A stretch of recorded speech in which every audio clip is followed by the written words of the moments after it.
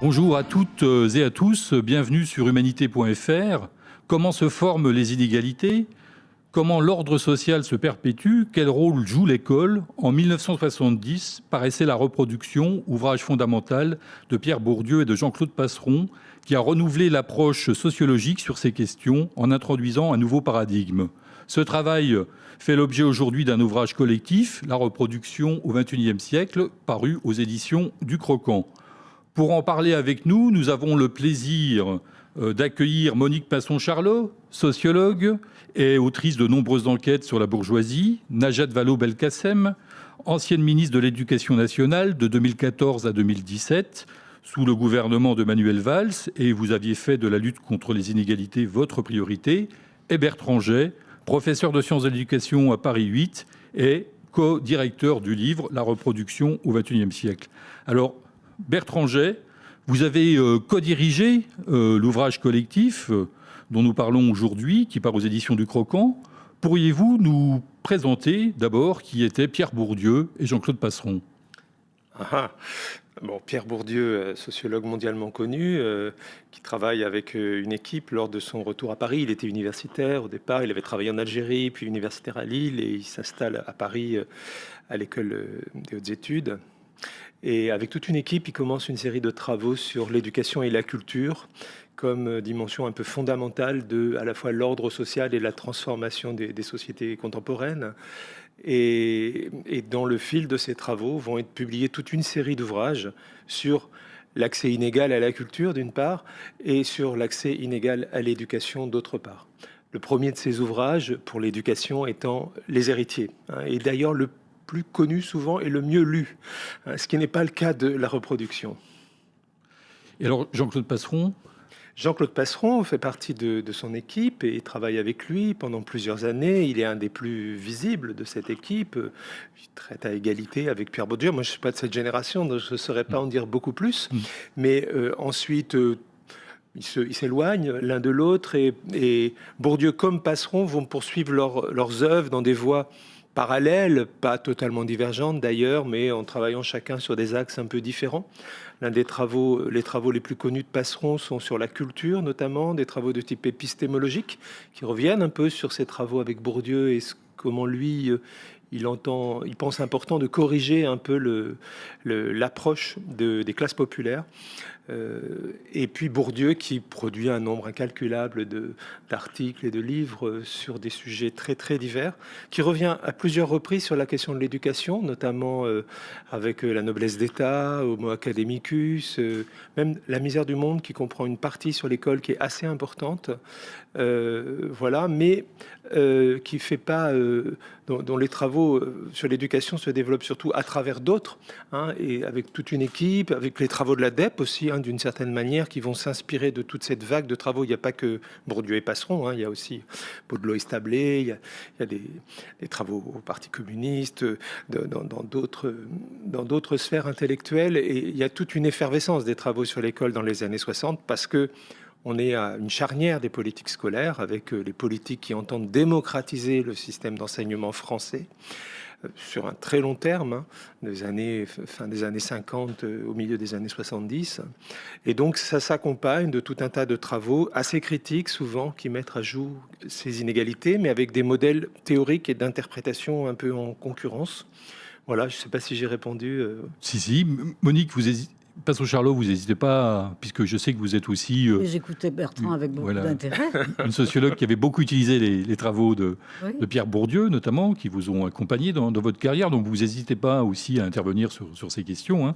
Peut-être d'ailleurs une question sur en quoi cette publication, ou est-ce qu'elle a marqué une rupture dans l'étude de la jeunesse des inégalités Alors oui et non, c'est-à-dire qu'en fait, la vraie rupture, c'est peut-être la publication des héritiers en 1964. Après, il y a des articles, parce qu'il y a vraiment une espèce de rupture, de dévoilement en quelque sorte, de cette confrontation sociale qui existe à l'université entre les héritiers, titre du livre, mais aussi et surtout les boursiers. Cette nouvelle génération qui, à la faveur de la première vague de massification de l'enseignement supérieur dans les années 60, arrive à l'université et n'a pas les codes, en gros, ni tout à fait le savoir, en tout cas pas une culture familiale intériorisée dont on pourrait user spontanément dans les échanges avec les enseignants, là où on est plus laborieux à lire, à faire les exercices scolaires, etc. Et où les profs professent depuis la chaire, etc. Voilà. Donc c'est l'étude de ce hiatus social très fort. Et les héritiers vont être souvent utilisés en 68 par les étudiants révolutionnaires comme un ouvrage un peu qui exprime le malaise dans lequel beaucoup d'étudiants révolutionnaires, ils n'étaient pas tous de famille bourgeoise, comme on le dit parfois, un certain nombre d'entre eux, et souvent les plus affairés aux affaires militantes, étaient d'origine populaire et donc avaient vécu ça. Donc les héritiers, et vraiment ce livre-là. Après, la reproduction est le plus cité dans le monde académique, mais souvent mal cité. C'est un ouvrage qui, après d'autres articles, notamment des articles sur l'intérioration des schèmes de classification par l'école, un article sur la pensée scolastique, il y a tout l'école conservatrice aussi, un autre article important, mais bon, ça c'est plutôt pour le monde académique, mais en 70, donc avec Passeron, ils font un ouvrage de synthèse qui se veut un programme de travail théorique, la reproduction, et qui là marque un nouveau tournant en quelque sorte en proposant une interprétation plus globale des rapports entre le système d'enseignement et la société, les différentes classes sociales. Vieux projet d'Émile Durkheim, fondateur de la sociologie en France et dans le monde, mais avec l'introduction de deux questions essentielles par rapport à Émile Durkheim, la question des classes sociales, où là, Bourdieu et Passeron empruntent à Marx toute une partie de son corpus d'analyse, et la question de la légitimité, qui vient davantage de Max Weber. Et on voit ce corpus intellectuel et cette cohérence nouvelle dans l'analyse des faits éducatifs se faire dans un modèle de sociologie générale qui interprète de manière en puisant dans ces différentes traditions théoriques et en même temps avec un modèle épistémologique dont la reproduction est une illustration au fond.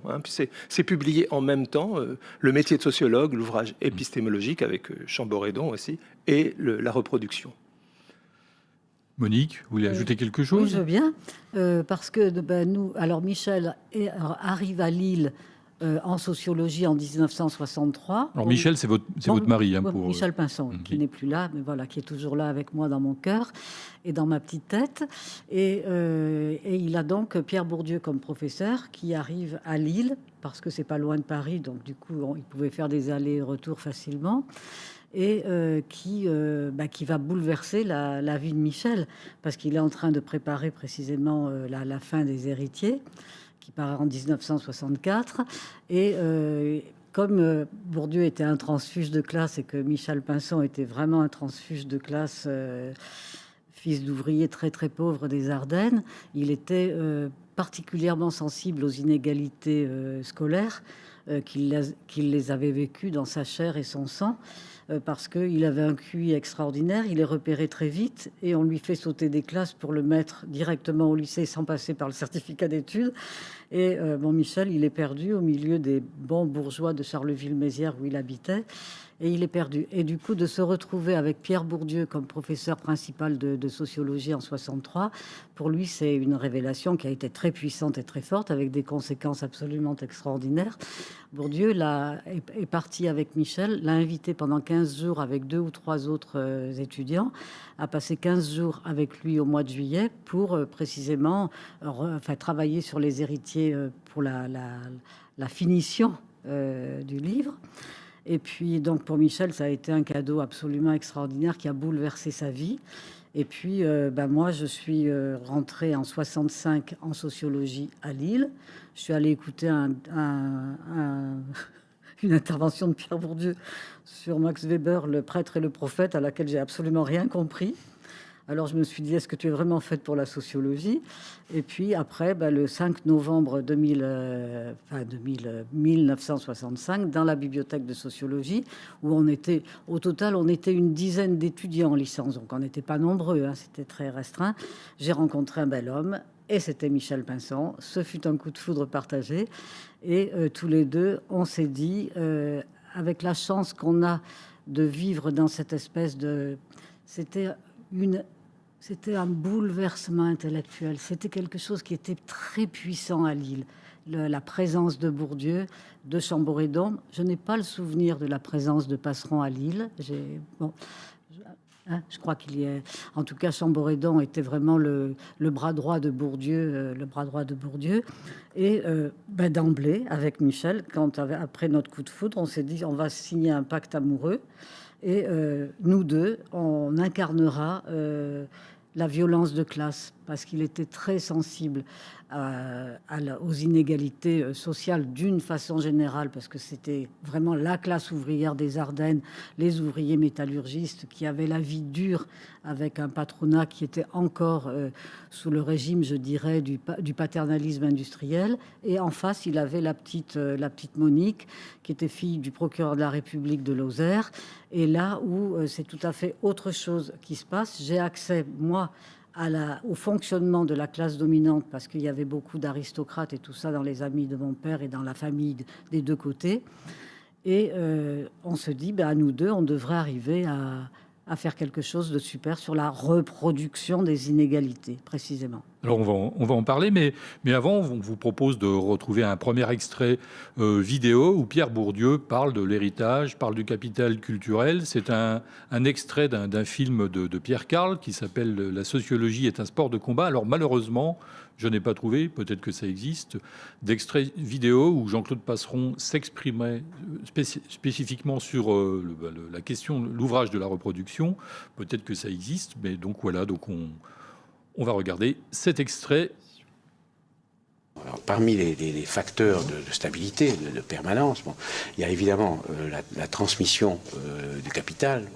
Le papa riche peut donner de l'argent à son fils pour qu'il crée une entreprise. Et du coup, il va se reproduire. Tu ne deviendras pas ouvrier. Mais aujourd'hui, de plus en plus, il y a une autre forme de capital, qui est ce que j'appelle le capital culturel. C'est plus difficile à définir. C'est d'abord la langue. C'est une certaine maîtrise de la langue française, mais la bonne langue française. Bien sûr, tout le monde parle la langue française en France. Mais c'est une langue française qui n'a pas de valeur sur le marché scolaire. Si vous parlez cette langue-là, vous aurez zéro. C'est la langue, c'est tout ce qui va avec. C'est ce qui s'acquiert dans les familles cultivées, c'est ce qui s'acquiert en écoutant papa raconter des histoires, en lisant les livres. Ça, c'est un capital, c'est-à-dire ce sont des ressources rares, inégalement distribuées. Il y en a qui en ont plus que d'autres, et qui, du fait de cette inégalité de distribution, donnent des profits. Alors, Bertrand G, on vient d'entendre cette définition donnée par Pierre Bourdieu. Est-ce qu'on pourrait peut-être un peu compléter? Qu'est-ce que c'est pour vous le capital culturel, et surtout comment il se transmet? Parce qu'on voit un capital économique, par exemple, on comprend comment ça peut se transmettre. Le capital culturel, comment ça se transmet? Le capital économique, déjà, il se transmet de plein de manières, lui-même. Par l'héritage direct, mais aussi par l'accompagnement, par l'acquisition du sens économique pratique. Je dis cela parce qu'on peut déjà avoir ça en tête si on aborde la question du capital culturel. Le capital culturel, il se transmet lui aussi de manière matérielle, par des objets, par une bibliothèque, par une fréquentation des lieux, mais il se transmet aussi par des manières d'être, des manières de penser, des manières de parler, une fréquentation des lieux culturels, une fréquentation des biens culturels. Ce qu'on peut donner comme exemple, par exemple, c'est dès le plus jeune âge, il se trouve qu'on prépare un numéro des actes de la recherche en sciences sociales, la revue qu'a créée Bourdieu, sur la genèse du capital culturel. Et donc on a plein de papiers, d'articles qui montrent l'importance de la lecture de livres, par exemple, très jeune. C'est un phénomène bien connu, mais on entre un peu plus dans le détail de comment ça se passe. Il ne suffit pas d'ouvrir le livre et de lire l'histoire. En fait, on voit toute l'efficacité de la transmission du capital culturel dans la lecture d'un livre, au fait d'accompagner la lecture d'une certaine manière, en la scandant, en l'accompagnant d'un certain nombre de commentaires, en questionnant l'enfant, de sorte que c'est à la fois le récit, mais c'est aussi le sens du récit. C'est aussi la place des écrits dans le livre, c'est la place de l'image. C'est toutes ces petites choses qui sont au fond connues de manière implicite, pas inconsciente, on ne peut pas dire ça. Les gens savent ce qu'ils font en lisant des livres. Mais la manière dont ils le font a été très incorporée dès le plus jeune âge eux-mêmes, ou à l'école, ou dans les pratiques culturelles qu'eux-mêmes ils ont développées au cours de leur existence. Bon, voilà un exemple. Mais moi j'ai montré par exemple dans l'article qui va être publié que le chant joue un rôle également, que le dessin joue un rôle également. Et donc, on en est resté très longtemps parce qu'on était sur l'idée des années 60, les musées, les pratiques culturelles légitimes, ce qui a toute son importance comme renforcement du capital culturel. Mais au départ, il y a ce que dit Bourdieu, c'est déjà la manière de parler, mais il y a aussi toutes ces petites choses qui font les pratiques éducatives au quotidien et qui font toute la différence entre l'éducation en milieu populaire et l'éducation dans les milieux cultivés. Monique, oui. Alors oui, je veux bien compléter. Alors, nous, ce qu'on a beaucoup étudié, c'est les rallyes pour enfants, donc de 10 ans jusqu'aux grandes soirées dansantes à 20 ans, et la place précisément du capital culturel qui arrive très très vite au moment de la création du rallye. Le rallye, c'est une troisième instance de socialisation qui a été créée en 1950, au sortir de la Seconde Guerre mondiale, à un moment où le préceptorat à domicile devient interdit, voire incompatible. Et du coup, les parents sont soucieux qu'il n'y ait surtout pas de mésalliance à l'école, d'amour qui soit en contradiction avec les valeurs de la dynastie familiale à poursuivre. Et du coup, il y a cette invention du rallye qui fonctionne comme une institution. Et dès le départ, le capital culturel est omniprésent.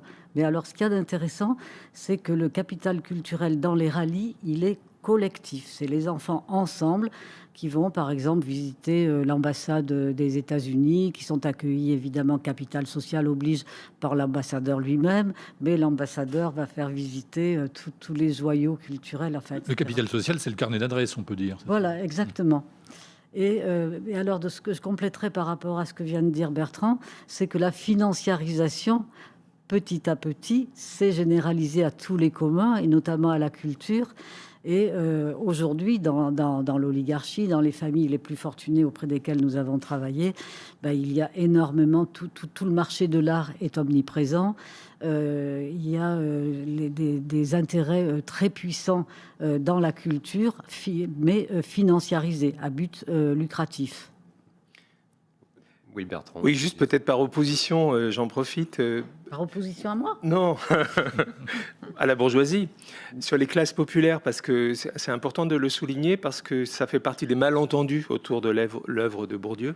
À force, c'est pareil pour Basil Bernstein, par exemple, en Grande-Bretagne, à force de montrer l'impact des écarts entre grandir en milieu populaire et grandir en milieu bourgeois ou dans les classes moyennes, on finit par penser qu'on ne décrit les classes populaires qu'à l'aune de ce qu'elles n'ont pas, de leur privation, de leur manque, comme si, voilà. Donc il y a eu des kilomètres et des kilomètres de livres et de polémiques autour de ça.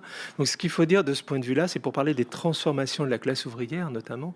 Dans une approche plus classique, les ouvriers ont leur culture, bien sûr, mais une culture de résistance à l'ordre bourgeois, une culture de l'entre-soi où quand on échappe à l'usine, à l'atelier, etc., on développe ses propres codes. Et quand on arrive à l'école, eh bien, on est pris dans des conflits de légitimité entre la culture populaire et la culture scolaire. Et donc, l'acquisition culturelle dans ces milieux populaires, elle se tisse entre ces influences-là, et parfois on revient vers la culture. Aujourd'hui, ça c'est ce qu'on appelait un peu la culture antiscolaire qui pouvait se développer, notamment chez les garçons. Aujourd'hui, ça s'est beaucoup transformé parce que toute une partie des classes populaires vont à l'école longtemps. Et là, c'est un peu différent, quoi. Mais là aussi, malgré tout, il faut toujours penser ce que les classes populaires construisent comme culture en propre, en opposition avec la culture bourgeoise, et en même temps s'approprient la culture scolaire à leur manière. Et voilà, donc ces écarts restent toujours à analyser aujourd'hui dans une société qui se transforme continuellement et dont la question de l'école est toujours centrale par rapport à la manière dont elle se transforme. Quel est le rôle de l'école dans cette reproduction ? Parce on peut avoir l'a priori, c'est l'école républicaine, enseignement gratuit, et donc du coup ça va lisser tout ça. L'école républicaine, c'est un mythe nécessaire, mais ça reste une mythologie, quoi, en quelque sorte, dans la mesure où la République apporte de l'égalité. Hein. Elle apporte de l'égalité entre les hommes et les femmes, et elle apporte aussi une scolarité régulière, en s'imposant dans le milieu, dans la paysannerie notamment. Elle apporte cela. Pour autant, la première vague de scolarité par la République, si je suis trop long, vous me coupez, c'est la première vague de la scolarisation par la Troisième République, est intense. En une génération, ça ne se fait pas tout de suite, la scolarité à plein, mais en une génération, on gagne une scolarisation de masse et à plein temps et toute l'année, ce qui n'était pas le cas auparavant, et sur des disciplines très variées. Donc c'est aussi une démocratie, c'est pas que le lire, écrire, compter, comme au contraire, l'école de Jules Ferry, elle apporte l'accès aux sciences, à l'histoire, à la morale, à l'éducation physique, etc. Donc en une génération, on fait cette conversion de toute une partie de la population à une école de masse, et on permet à une élite de ce peuple scolarisé d'aller plus loin. Notamment, certains d'entre eux vont ensuite devenir instituteurs. Les instituteurs, moi j'ai travaillé sur les instituteurs au départ, ils venaient plutôt des petites classes moyennes, et à partir de l'entre-deux-guerres, ils proviennent plus souvent de la classe ouvrière, parce qu'il y a eu cet effet de l'école. Et on voit aussi des prolongations dans l'accès à des métiers techniques, les professions ouvrières se spécialisent aussi à la faveur de ce développement de la petite école et de ses prolongements. On va jusqu'à la classe de 3e, grosso modo, dans des établissements qui prolongent l'école primaire.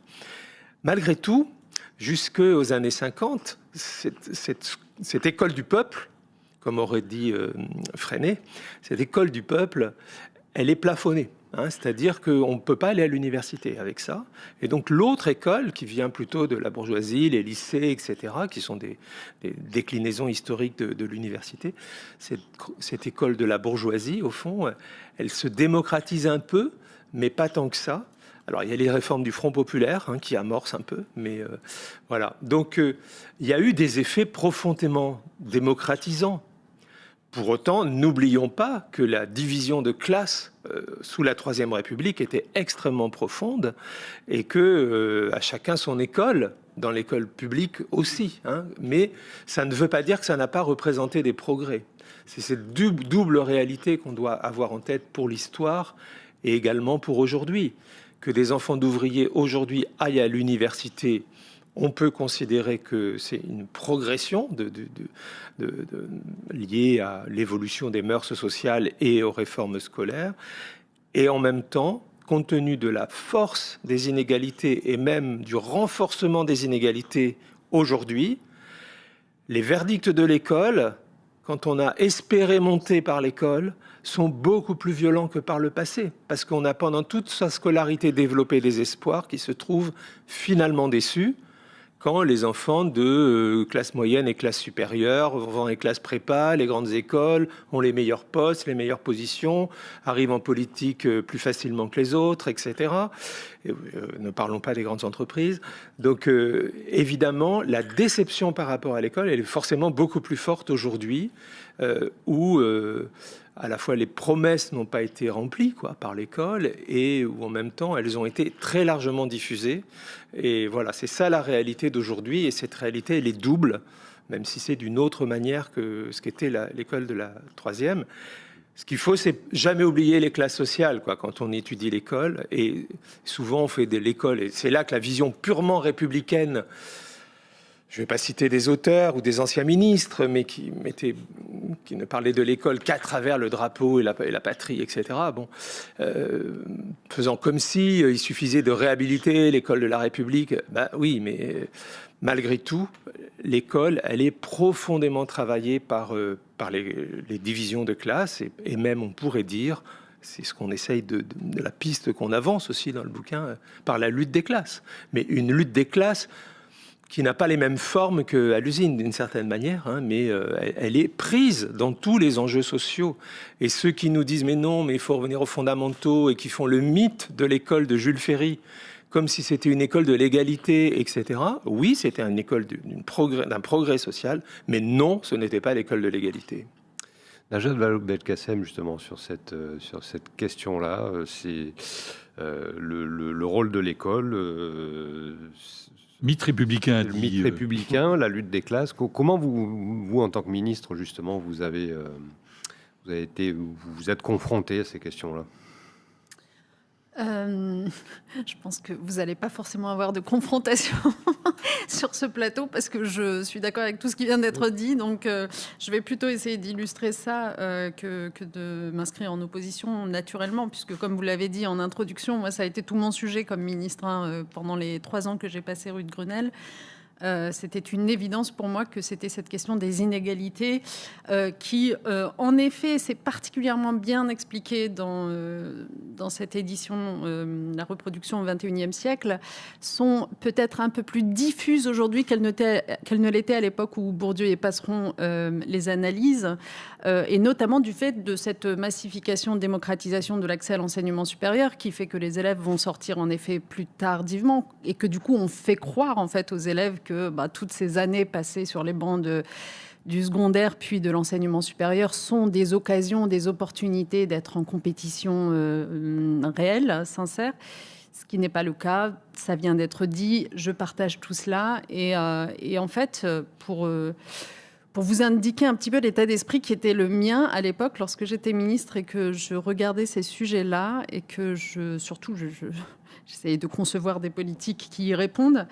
En fait, la conclusion à laquelle j'en étais intimement arrivée, c'est que si on reprend tout ce qui fait valeur ajoutée, en effet, dans les familles, disons, de classe aisée, alors c'est très bien dit ici et vous l'avez rappelé, en effet, l'accès à un certain langage, à une certaine culture, la fréquentation des musées, la lecture, les langues vivantes étrangères, on en redira peut-être un mot parce que c'est vrai que c'est quelque chose qui est quand même de plus en plus présent dans notre paysage maintenant. Si on reprend tous ces éléments qui font la valeur ajoutée objective, on va dire, des élèves de classe aisée, et qu'un ministre de l'Éducation, une ministre de l'Éducation de bonne volonté sur ces questions-là, décide d'en faire des axes de politique publique. Ce qui était un peu mon cas, quand vous réfléchissez, par exemple, le fait d'avancer dans l'âge l'apprentissage des langues vivantes étrangères, c'est le cas de la réforme du collège, vous vous en souvenez forcément, eh bien, ça participait de cette idée, il faut que tous les enfants aient accès le plus tôt possible à l'apprentissage des langues vivantes étrangères pour que certains n'aient pas une espèce d'avantage indu.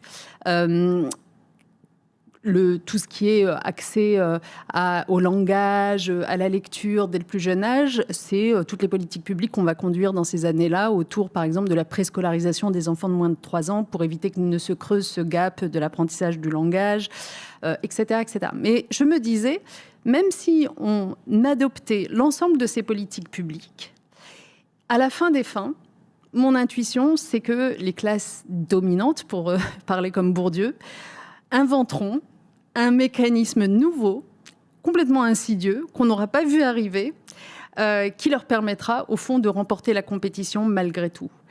Et cette culture classique qu'on aura réussi à faire s'approprier par l'ensemble des classes moyennes et populaires, elles la présenteront comme quelque chose de ringard. Et en fait, c'était cette intuition, à un moment donné, elle rejoint finalement complètement ce qu'on se dit depuis tout à l'heure, c'est qu'en fait, il ne faut pas sous-estimer la dimension politique de l'organisation scolaire, des programmes scolaires, des pédagogies telles qu'elles sont retenues, parce que toutes les pédagogies ne se valent pas en la matière. C'est ce qui est bien expliqué là lorsqu'on dit à quel point, évidemment, qu'une pédagogie explicite, une pédagogie rationnelle change quand même beaucoup de choses parce qu'elle permet finalement de mettre à nu ce qui est attendu des élèves auprès des classes populaires autant que des classes aisées. Donc, en fait, ce que ça dit, tout ça, c'est que l'organisation scolaire, le contenu des programmes, la pédagogie elle-même sont des sujets fondamentalement politiques. Or, vous aurez remarqué qu'à chaque fois qu'on y touche, il y a toujours dans le débat public cette idée que il ne faut pas que ce soit le politique qui se mêle de ça, comme si la société organisait spontanément, vertueusement les choses. Non, ça n'est visiblement pas le cas. Et c'est encore moins le cas aujourd'hui, quand on prend conscience, et le livre aide aussi à cela, de à quel point finalement l'État n'est pas victime de ce système d'inégalité scolaire. Il y contribue activement. Il y contribue en réalité par le fait d'avoir laissé prospérer un marché scolaire, alors où le privé va venir concurrencer de façon complètement indue le public, puisqu'il n'aura pas du tout les mêmes devoirs que le public, mais il aura les moyens d'attirer à lui les classes les plus aisées. Le marché scolaire, c'est évidemment Parcoursup. Enfin, franchement, quand on voit, vous vous rendez compte que de 2017 à aujourd'hui, on était à 17% en 2017 de bacheliers qui rejoignaient l'enseignement supérieur privé. On est à près de 30% aujourd'hui. C'est quand même, quand on réfléchit à ces chiffres, en fait, toutes les réformes qui ont été conduites ces dernières années ont conduit à une explosion de l'enseignement supérieur privé, à une dégradation considérable de l'expérience d'élèves et d'étudiants, c'est pas la peine de le dire ici, et à des inégalités crasses, parce que, encore une fois, ce sont de nouveaux codes qui ont été installés pour finalement introduire une sélection qui ne dit pas son nom, qui se veut basée uniquement sur les résultats, mais dont on sait que c'est un peu plus compliqué que ça. Donc, en fait, moi, je me retrouve dans tout ce qui a été dit, et la seule chose que ça m'inspire, c'est que pour les années qui viennent, il faut vraiment reprendre le combat et assumer qu'il soit politique, en fait. Voilà, je ne sais pas si ça répond à votre question. Alors, Monique Pinceron-Charlot, donc vous avez consacré beaucoup de votre carrière à étudier les riches et la manière dont ils défendent leurs intérêts. Votre dernier ouvrage, d'ailleurs, je le cite, c'est Les riches contre la planète, aux éditions textuelles. On voit la couverture apparaître à l'écran. Est-ce que vous pourriez peut-être nous éclairer un peu sur ces stratégies des riches par rapport à l'école, sur qu'est-ce que vous avez pu observer sur la manière dont ils scolarisent leurs enfants ou dont ils protègent finalement ce capital culturel et ce monopole un peu qu'ils exercent dessus? Alors, merci à Najat, en tout cas, d'avoir dit que la classe dominante est tellement mobilisée dans une forme de communisme, de luxe et de pouvoir, de collectivisme, en tout cas de séparatisme, on a l'impression qu'on court toujours derrière quelque chose qui nous échappe. Et effectivement, c'est comme cela que ça se passe. Parce que notre travail dévoile une mobilisation de cette classe qui ne laisse absolument rien, aucun détail au hasard. C'est-à-dire que par rapport à l'école, il y a véritablement une mobilisation qui s'opère toujours de manière relationnelle avec le passé. On s'inscrit toujours dans des dynasties familiales, donc avec des récits de réussite scolaire ou d'autres choses liées aux ancêtres, le moment présent et l'avenir. Et ce qui est très intéressant, dans l'apport de Bourdieu et de mes collègues sociologues, ce que j'ai trouvé très intéressant, c'est l'analyse que les écoles de la bourgeoisie ne sont pas là seulement pour transmettre des savoirs, mais pour relayer une éducation totale. C'est-à-dire qu'il y a 3 instances de socialisation dans la classe dominante. C'est la famille, et comme le disait très bien Bourdieu, les grands ont des grandes familles, c'est-à-dire que c'est pas du tout papa, maman et bébé. La famille, elle est construite en amont, elle est construite dans le moment où c'est les propriétaires qui sont usufruitiers de patrimoine qu'ils devront transmettre aux générations supérieures, aux générations suivantes, pardon. Et donc c'est tous ces membres-là de la famille qui sont mobilisés pour faire perdurer les prédations de toutes les formes du vivant que permet le système capitaliste au profit de ces familles de la noblesse ou de la grande bourgeoisie. Et on retrouve évidemment cette mobilisation à propos de l'école. Et là, c'est extraordinaire parce que si vous voulez, tu as évoqué, Bertrand, par exemple, les méthodes Freinet, ce qu'on appelle les nouvelles pédagogies de Camille Desmoulins. J'oublie les noms, mais enfin, peu importe, il y a une suffisamment grande diversité pour faire en sorte que ces pédagogies, elles ont été utilisées dès le 19e siècle par les familles auprès desquelles nous avons travaillé. C'est-à-dire qu'il y a une mobilisation, une conscience qui fait que tout ce qui peut être récupéré par les classes dominantes au profit d'un collectivisme pratique, au profit d'un collectivisme, d'une forme de communisme et de solidarité qui se retrouvent donc non seulement dans les familles, première instance de socialisation, deuxième instance de socialisation, l'école, et troisième instance de socialisation, si je prends dans l'ordre chronologique, c'est les rallyes.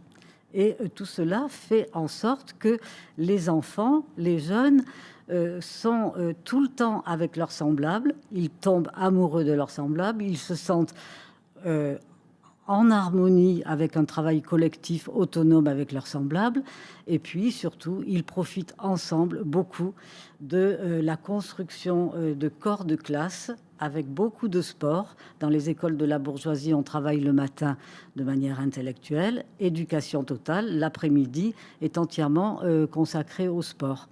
Et le sport doit effectivement contribuer à créer, si vous voulez, des corps de classe. La guerre de classe est une guerre des corps, avec des corps qui sont toujours minces, redressés, avec des tenues et des façons de s'exprimer tout à fait spécifiques, et qui sont là pour finalement masquer l'arbitraire absolu de leurs privilèges. C'est très astucieux ce qu'ils sont arrivés à faire, c'est-à-dire qu'ils arrivent à transformer en qualité naturelle ce qui est absolument arbitraire. Cacher l'arbitraire de leur privilège qui ne tient qu'au titre de propriété dont ils ont hérité des ancêtres, qu'ils vont continuer à faire prospérer et qu'ils vont transmettre aux générations suivantes. Et donc c'est le pélican de Jonathan qui est bien présent dans le livre qu'a dirigé Bertranger. Est-ce que vous pouvez expliquer ce qu'est le pélican de Jonathan? Alors, le pélican de Jonathan, Jonathan, en se promenant Non, vas-y. Mais non, parce que moi, ça va être bredouillant. En tout cas, c'est Jonathan qui rencontre un pélican, il le voit pondre un œuf, d'où sort un pélican qui lui ressemble étonnamment, puis il renaît un autre œuf, il tombe un autre œuf, d'où naît un pélican lui ressemblant encore étonnamment, et cela peut durer pendant très longtemps, sauf si on fait une omelette. Et moi, dans mes rencontres, au lieu de parler de révolution et tout ça, je propose une omelette collective. Alors, Bertrand, je ne sais pas si vous avez envie d'ajouter quelque chose tout de suite. Sinon, on peut passer. Moi, je vous propose qu'on poursuive la discussion sur comment se forment les inégalités, comment elles se perpétuent aujourd'hui, puisque c'est quelque chose qui est très présent dans le livre. Hein. Vous faites une espèce de. Il y a la reproduction, la manière dont elle a été écrite dans les années 70, et puis il y a les inégalités comme elles sont aujourd'hui, comment elles se perpétuent, qu'est-ce qu'on peut en dire, et notamment les articles de Gérard Mauger qui parlent des stratégies de classe, etc. Mais avant, je vous propose qu'on revienne sur un deuxième extrait vidéo où on va voir peut-être un des aspects, vous nous direz, du maintien des privilèges, puisque dans cet extrait, il est question notamment de méritocratie. Le capital culturel est un élément très très important, et je pense qu'aujourd'hui, de plus en plus, dans les sociétés contemporaines, développées, mais même les autres, la reproduction des inégalités se fait de plus en plus à travers la transmission du capital culturel. Quand j'ai commencé à travailler, on disait la mobilité sociale, les États-Unis sont le pays de la mobilité, une génération, self-made men, etc., etc. Bon, c'est du bidon, c'est du pipeau. Alors, il mâche pas ses mots, Pierre Bourdieu. Pardon ? Je dis, il mâche pas ses mots. Pierre Bourdieu dit, c'est du bidon. Voilà. Est-ce que Bertranger, vous voulez réagir ? Oui, l'école américaine est évidemment extrêmement ségrégée, comme on le sait tous. Ce qui ne veut pas dire qu'il n'y ait pas des minorités. Et d'ailleurs, sur l'histoire du pélican, pour revenir sur l'histoire du pélican, les réalités sociales, elles avancent d'une certaine manière, les grandes tendances qu'il faut analyser, qui sont importantes, qu'il faut jamais oublier. Aujourd'hui, les inégalités sont fortes, elles se sont même d'une certaine manière renforcées. Et le nier, mettre l'accent sur le fait que la réussite de telle filière aurait... Non, enfin, il y a un phénomène massif, il est là, il faut l'analyser, par où ça passe, par quelle filière, par quel choix politique, par quelle manière de faire, par quel type d'attente dans la société. Mais il y a toujours eu des exceptions, toujours. Il y a des minorités. Donc une partie de l'idéologie dominante consiste à prendre appui sur les exceptions pour dire qu'il n'y a pas de reproduction sociale, pour dire que les rapports de classe, au fond, il n'y a plus qu'une seule classe moyenne et blablabli, blablabla. Non, il y a des écarts qui restent extrêmement forts. Et le tour de force précisément des travaux de Bourdieu et Passeron, c'est d'avoir, contrairement à tout ce qui a été dit souvent, où on a parlé d'une espèce de mécanique de la reproduction automatique, comme si on était, c'était la photocopieuse, quoi, comme si on était à l'image. De toute façon, l'école se transforme, les rapports de travail se transforment, les gens vont en ville, enfin, les modes de vie se transforment, donc nécessairement tout bouge. Tout bouge, mais d'une certaine manière pour que les grandes tendances ne bougent pas. Mais le fait qu'il y ait des minorités qui réussissent, c'est un élément essentiel pour comprendre le fonctionnement du système. La tendance, elle n'est que statistique. C'est un élément important à analyser, d'abord pour comprendre comment ces minorités réussissent. Bon, l'équipe de recherche à laquelle j'appartiens, Paris 8, c'est un peu son job, de voir qu'est-ce qui peut faire levier pour des élèves de milieux modestes pour apprendre dans de meilleures conditions. Il y a des possibilités, donc il y a cette minorité, elle est intéressante à analyser pour cela, tout comme il est intéressant de comprendre pourquoi il y en a qui décrochent, qui sont dans un processus de déclassement plus ou moins choisi ou subi. Mais c'est important à un deuxième niveau, cette minorité, et le fait que ça soit purement statistique, le phénomène de reproduction. C'est important parce que idéologiquement, ça permet de dire que le système fonctionne aussi grâce à de la réussite. Bon, vous savez, c'est l'histoire des conventions, des Sciences Po. Enfin, on fait venir un peu des gens de milieux modestes, ce qui a un effet. Ça donne une chance à certains, c'est vrai. Et en même temps, ça légitime l'institution. Donc après, il y a quelques effets parfois, des effets de désordre interne à l'institution que ça produit quand elle se massifie, comme on a pu le voir ces dernières années. Mais en tous les cas, le fait qu'il n'y ait pas d'automaticité, le fait de dire qu'il y a reproduction, ce n'est pas la reproduction telle qu'elle du père au fils, jamais, mais c'est la reproduction de la structure des classes sociales, en fait. Le système se transforme, les individus bougent dans la société, les fils ont un métier ouvrier amélioré par rapport au père, avec d'autres tâches, une nouvelle qualification, etc. Et pourtant, ils se trouvent dans une situation où, par leurs conditions de vie, ils sont tout aussi écrasés, mais d'une nouvelle manière. Voilà, donc c'est ça qu'on a, nous, essayé de montrer. C'était très largement contenu dans les programmes de travail de Bourdieu et Passeron. On le comprend mieux à la lecture de leurs ouvrages postérieurs, parce que cet aspect de lutte et de recomposition permanente, au fond, elle est apparue plus tard, de manière plus explicite dans leur travail. On le voit bien dans La noblesse d'État, par exemple, beaucoup mieux. On le voit encore mieux dans La misère du monde. Donc nous, on est parti des travaux contemporains et au fond, toute l'œuvre de Bourdieu et pour partie de l'œuvre de Passeron, pour relire la reproduction d'une autre manière, mais d'une manière qui montre qu'il y a des transformations permanentes, mais c'est ce que vous disiez un peu toutes les deux, quoi. Il y a des transformations permanentes, on les a vécues, et pourtant on ne peut être que troublé par le fait que les rapports de classe se sont reconfigurés, mais ils restent extrêmement prégnants, et l'école y contribue très très largement, tout simplement parce qu'elle est l'opérateur de la reproduction des sociétés d'aujourd'hui. Autrefois, c'était la famille, on était à la ferme, on était à l'atelier éventuellement. Maintenant, l'opérateur, c'est l'école. C'est un opérateur qui, en se massifiant, est devenu encore plus compétitif. Et donc, s'y transmet aussi une idéologie plus individualiste, de succès individuel, qui empêche parfois un peu les profs, enfin ceux qui veulent se saisir de l'école comme une institution politique qui forme le citoyen. Ça devient presque un obstacle. Chacun défend son label, les uns ont un haut potentiel intellectuel, les autres doivent être traités de manière spécifique, etc. Il y a une pression à l'individualisation de plus en plus forte au fur et à mesure que la compétition se développe. Et voilà. Et donc, c'est sur des nouvelles modalités que se reproduit la société aujourd'hui. C'est ça qu'il faut dire. Les classes sociales, comme le disait Monique pour la bourgeoisie. Et c'est ça le grand message de la reproduction. Et c'est comme ça qu'on peut l'analyser aujourd'hui en tous les cas.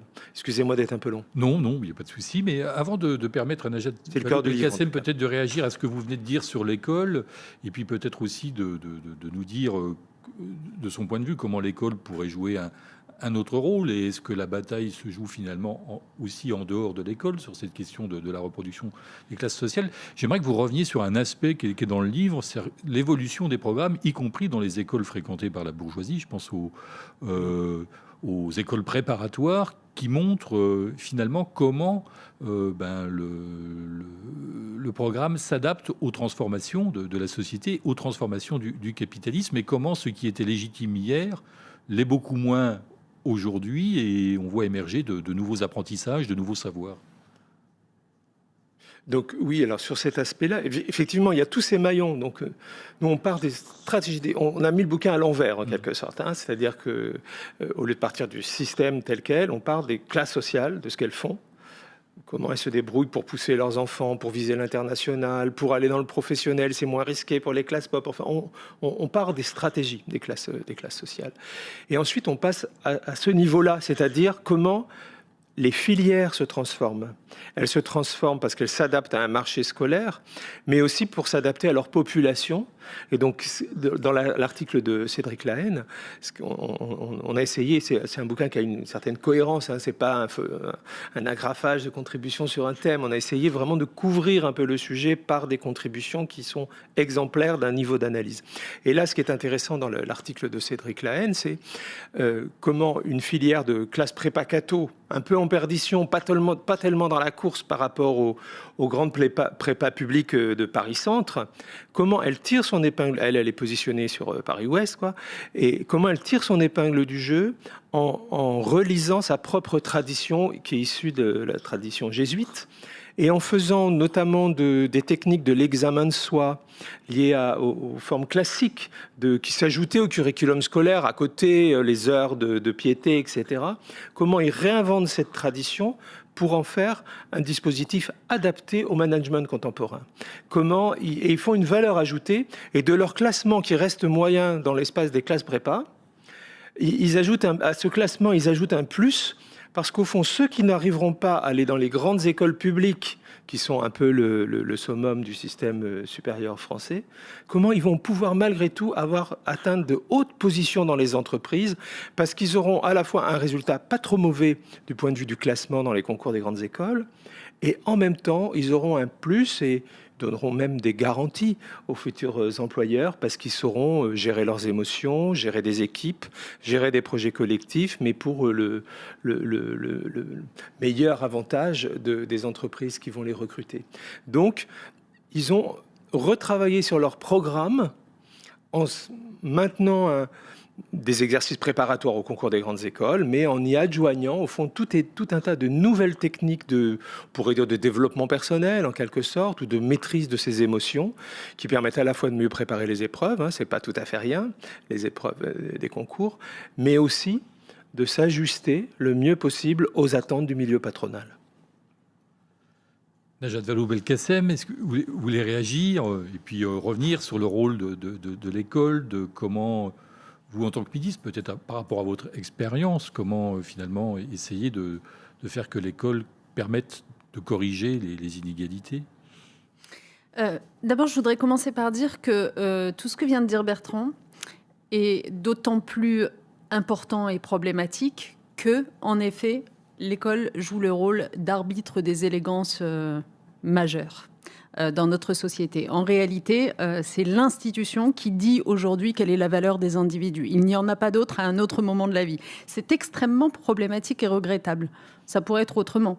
On pourrait avoir un monde de l'entreprise, un marché du travail qui, à un moment donné, reconnaissent les mérites et les valeurs des individus et leur permettent tout au long d'une vie de changer de case, en quelque sorte, en fonction de ce qu'ils auront démontré comme capacité, comme agilité, etc.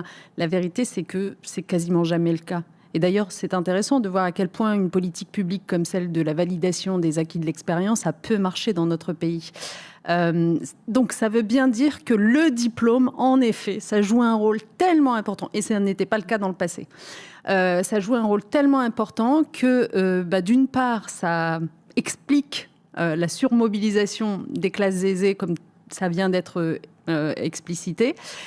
Et en même temps, ça dit à quel point les perdants du système sont des perdants pour la vie, en quelque sorte. Ils ne sont pas les perdants l'année du bac ou l'année de la fin des études supérieures uniquement. Ils sont des perdants, ça les suit pendant toute leur destinée. Et donc, c'est pour ça qu'il faut absolument se ressaisir du sujet. C'est pour ça que je disais le plus grand bien du livre, parce que je pense que c'est très important d'avoir une espèce de cartographie de l'état des lieux, au fond, pour que tous ceux qui aspirent à exercer des responsabilités politiques cessent d'être à minima complices de la situation, quand ils n'en sont pas les ambassadeurs, évidemment.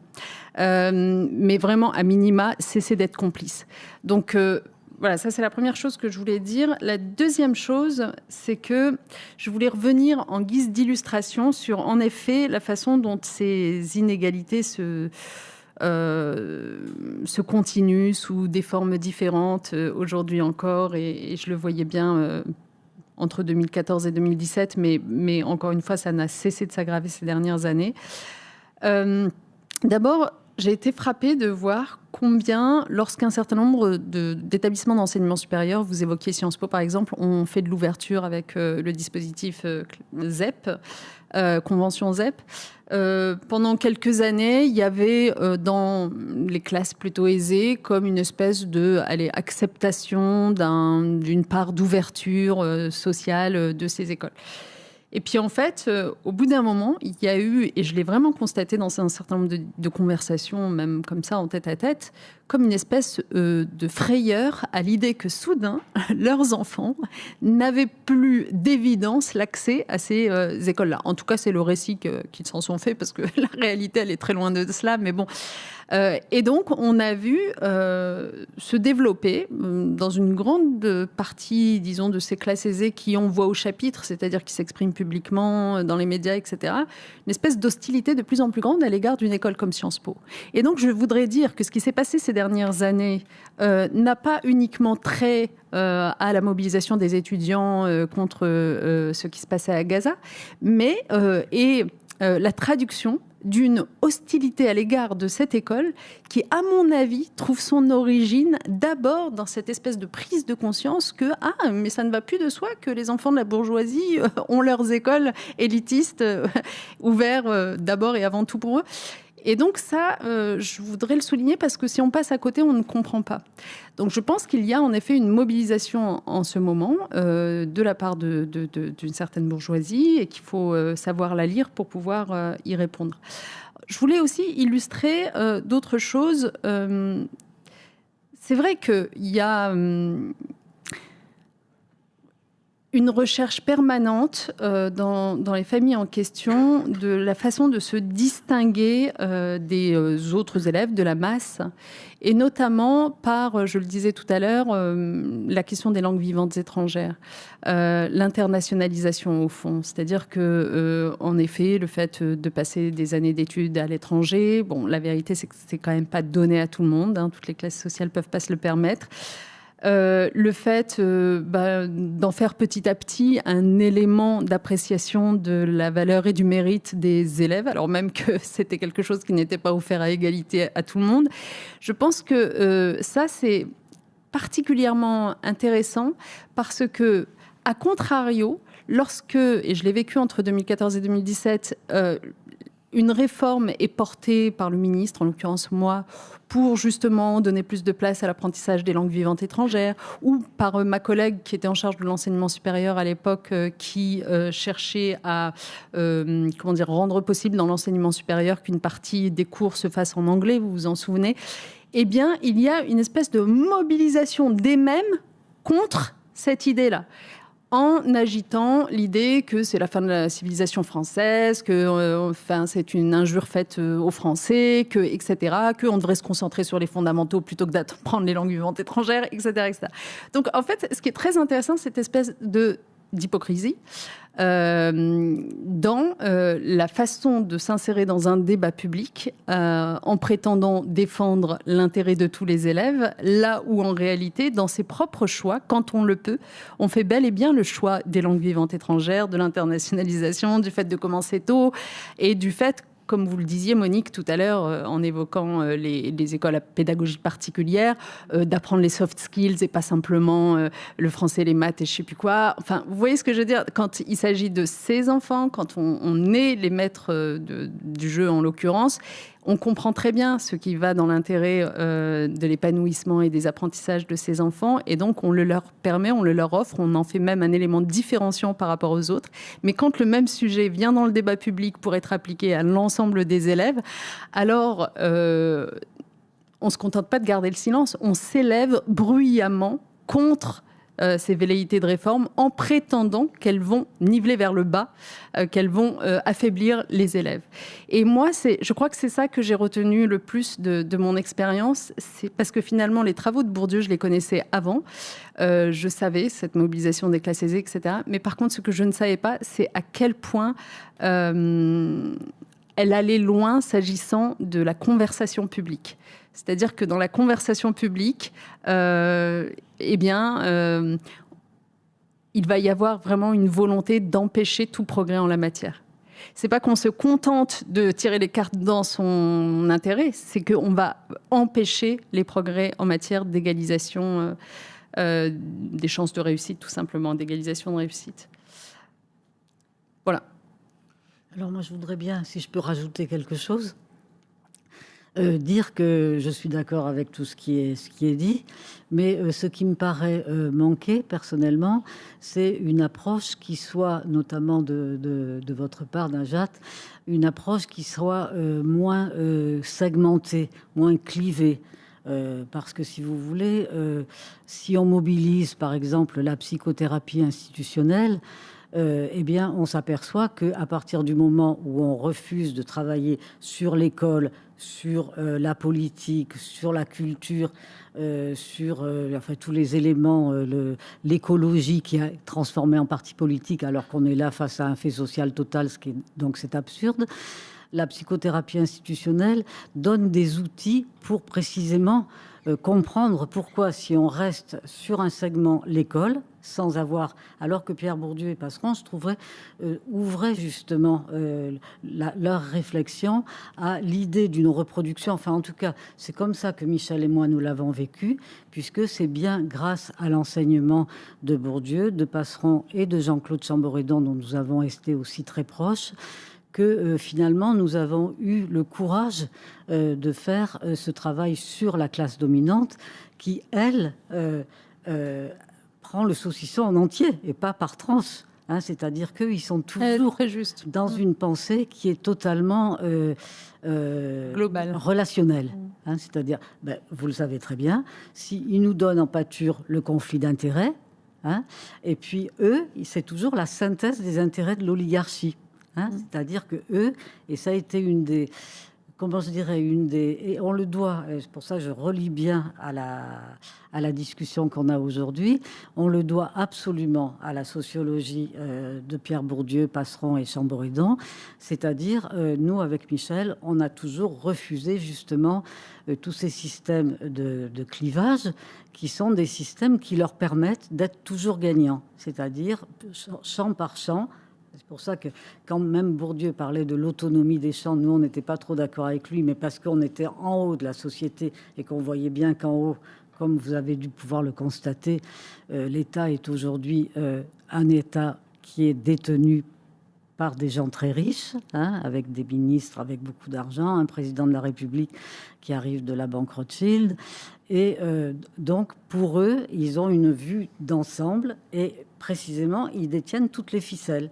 Et puis nous, on est toujours en train de courir après. Donc, moi, ce que je voudrais simplement dire, et c'est pas du tout pour casser la baraque du tout, parce que j'admire à tous les deux vos interventions, mais qu'on devrait aussi se remettre en question soi-même. C'est-à-dire, est-ce que vraiment on est aujourd'hui à la hauteur de la gravité des inégalités, qui sont même pas des inégalités, je n'emploie jamais ce terme, ce sont des fossés.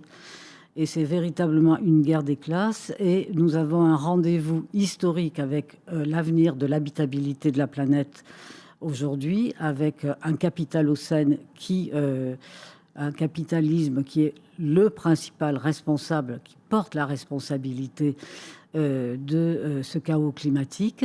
Et donc, je crois qu'il faut que nous tous, dans nos réflexions, on soit toujours dans cet esprit relationnel et pas substantialiste. Là. Nous, on a vraiment souffert avec Michel au CNRS, vous voyez, de ces clivages. C'est la sociologie, puis là, c'est l'ethnologie, l'anthropologie, la science politique, la géographie, l'histoire, la philosophie. Qu'est-ce qu'on fait quand on veut travailler sur la classe sociale dominante ? Eh ben, on doit être spécialiste dans tous ces domaines. Voilà. Et c'est pour ça qu'il n'y a pas beaucoup de chercheurs qui peuvent poursuivre le travail que nous avons fait. Parce que la classe sociale dominante, elle n'a pas vocation à l'introspection sociologique précisément. Alors, Bertrand Jay souhaitait réagir et peut-être après Najat. Oui, c'est pour rebondir aussi. Il y a un petit lien avec ce que vient de dire Monique Pinson-Charlot, c'est sur la globalité du travail politique à accomplir pour transformer la réalité scolaire et la réalité des rapports entre le système d'enseignement et les différentes classes sociales. Et vous avez fait part des résistances, au fond, auxquelles vous aviez été confrontés. Votre action a été plus couronnée de succès, ou en tout cas de consentement pour les rapports hommes-femmes, même si on connaît les campagnes contre l'ABCD, etc. Mais en tout cas, du côté de la gauche, ça a mieux fonctionné que ces réformes scolaires.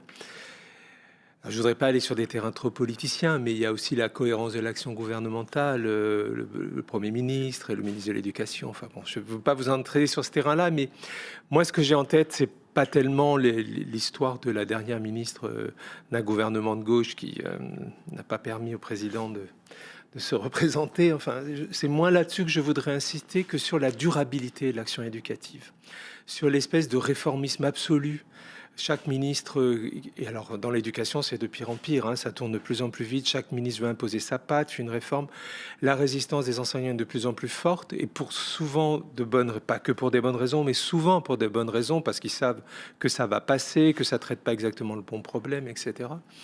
Et donc moi j'ai en tête Ferdinand Buisson, qui reste 17 ans à la direction de l'instruction publique, les réformes des années 1880-1890 qui sont annoncés, qui sont programmés, qui reposent sur un gros socle programmatique et qui ne se font pas d'un seul coup, et qui se font pour une part, pas seulement par l'action législative, mais par l'action du gouvernement elle-même.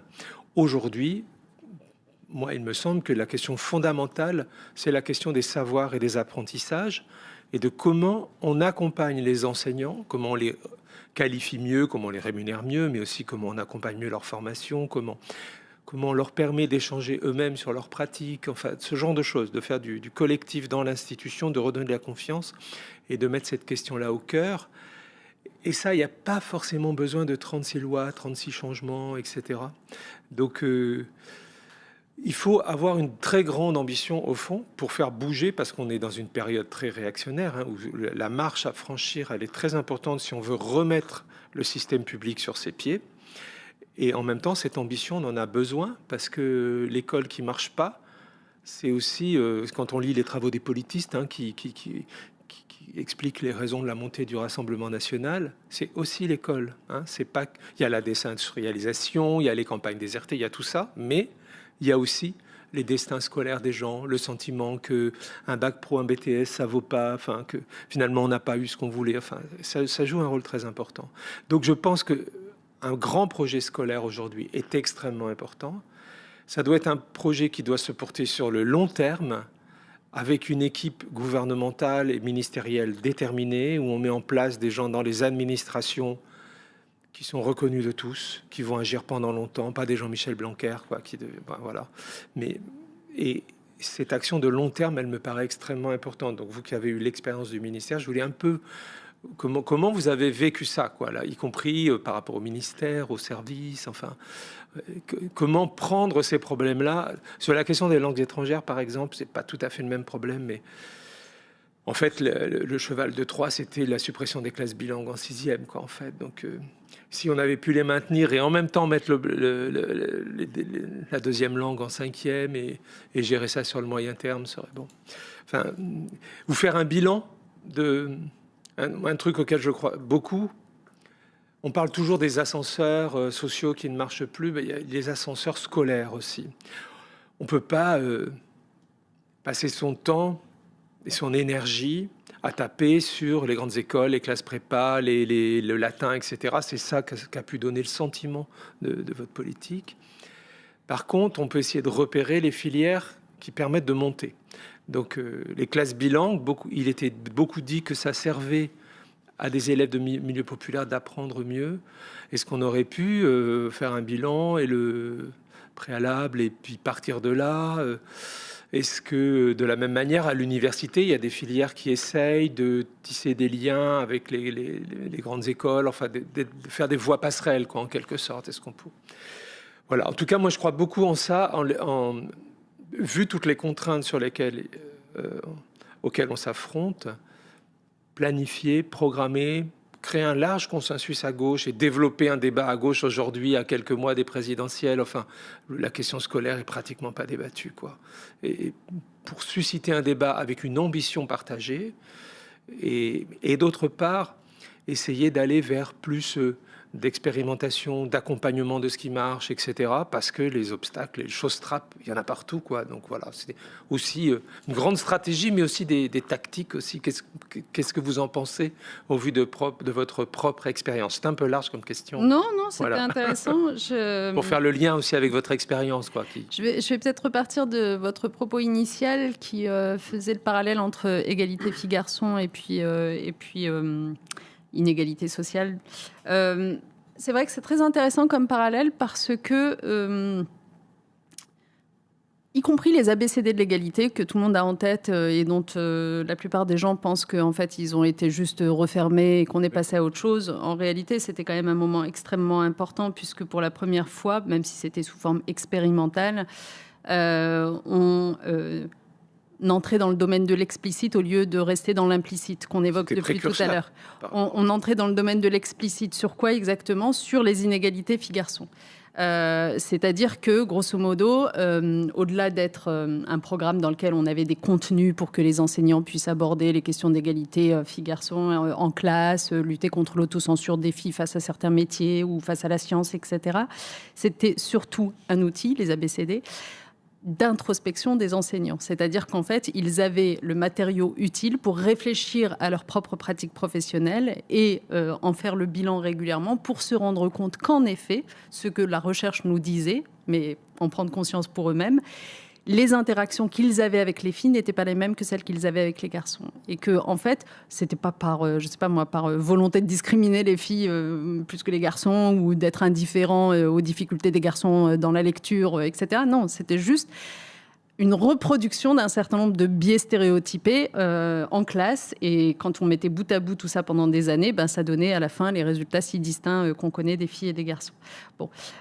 Donc, ces outils développés dans les ABCD de l'égalité étaient infiniment précieux et d'une valeur inouïe. Enfin, je veux dire, le débat public est passé complètement à côté par la simple caricature.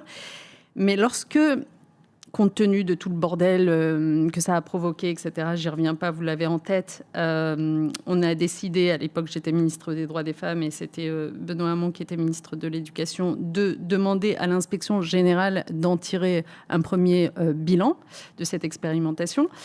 Relisez le rapport, je pense, à moins que Jean-Michel Blanquer l'ait caviardé, parce que je crois qu'il a caviardé beaucoup de choses sur le site internet du ministère, mais relisez-le, vous allez voir qu'il est très positif, ce rapport. Et il dit à quel point les enseignants ont pris conscience de ces différences d'interaction et, grosso modo, commencé à revoir leur pratique professionnelle. Pourquoi je vous dis tout ça ? Parce que je pense que nous devrions en réalité, s'agissant des inégalités sociales, avoir le même type de travail. Je voulais donc raccrocher avec votre propos sur la formation et l'accompagnement des enseignants. C'est-à-dire éveiller suffisamment la conscience de chacun de ces éducateurs sur la façon dont les inégalités socio-scolaires sont là, implicites. Et donc, ça devrait amener, en effet, les enseignants à être davantage dans la pédagogie rationnelle et explicite. Bon. Donc, je suis complètement d'accord avec ça. Sur le fait de remettre en question un certain nombre de choix qu'on a fait entre 2014 et 2017, et notamment dans le cadre de la réforme du collège, l'histoire des classes bilangues, du latin, etc. D'abord, c'est vraiment, on touche là du doigt le cœur de ce qu'est la politique. C'est que, en fait, vous êtes quand même dans un écosystème contraint. Ça n'existe pas un monde idéal. Vous ne pouvez pas, malheureusement, avoir toujours plus de moyens pour faire tout bien comme il faut, etc. Donc, la réalité, c'est qu'à un moment, vous avez une allocation de moyens qui est celle qu'elle est. Vous n'allez pas, à partir du moment où vous prenez la décision que c'est une bonne chose pour les élèves qu'ils apprennent tous 1 an plus tôt une deuxième langue vivante étrangère, vous n'allez pas inventer des profs, surtout avec les finances publiques que l'on sait. Et donc, par définition, je veux dire, vous utilisez les professeurs que vous avez pour aboutir à cet objectif-là. Mais même si ces moyens-là étaient inventables, réfléchissons 2 secondes, parce que le bilan, il a bel et bien été fait des classes bilingues ou de l'option latin. Et le bilan, il a été fait, il a été partagé à l'époque et on se rendait compte que, donc, en gros, 20% de collégiens accédaient au latin, par exemple, pour l'abandonner ensuite dès que possible, c'est-à-dire à la fin de la 3e, puisque à l'entrée en lycée, il n'était plus que 3% à l'avoir. Donc, on avait bel et bien à faire un choix qui était un choix d'opportunisme en quelque sorte, parce que le système scolaire avait fait de cette option-là une option de sélection pour être dans des classes à part et meilleures. Et c'est tout ce que raconte la reproduction au XXIe siècle. J'entends bien. C'est à quel point, de fait, dès lors que vous créez des classes de niveau, vous savez, les fameuses classes de niveau que l'inénarrable Gabriel Attal a voulu remettre en place, dès lors que vous créez des classes de niveau, vous envoyez comme signal aux enfants, surtout quand vous les créez très tôt, t'es nul et tu seras nul pour la vie si tu es dans une autre classe que celle qui est présentée comme la meilleure. C'est un miroir déformant que vous tendez et qu'ils finissent par faire leur. Donc, du coup, c'est une option latin, bilingue, etc., qui concernait un élève sur 5. Quand on regardait quelle était la composition sociale de ce 20% d'élèves, sur représentation extrêmement large, comme dans les classes Cham et compagnie, des classes bourgeoises, et très aisées.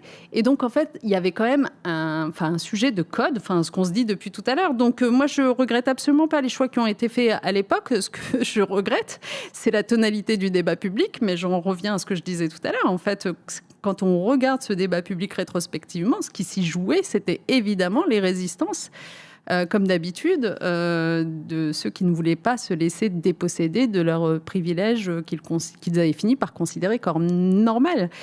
Et d'ailleurs, je voudrais juste dire une dernière chose qu'on n'a pas assez dite, c'est... si, vous l'avez dite quand vous avez évoqué justement les travaux en cours actuellement sur la façon dont le vote pour l'extrême droite est notamment déterminé par cette réalité scolaire-là. Mais c'est tellement vrai, mais c'est tellement évident. Les perdants du système... ça fait des décennies qu'en réalité, on leur a expliqué que c'était de leur faute.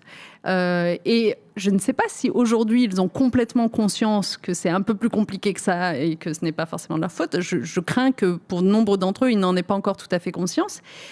Mais qu'ils aient cette conscience ou pas, c'est...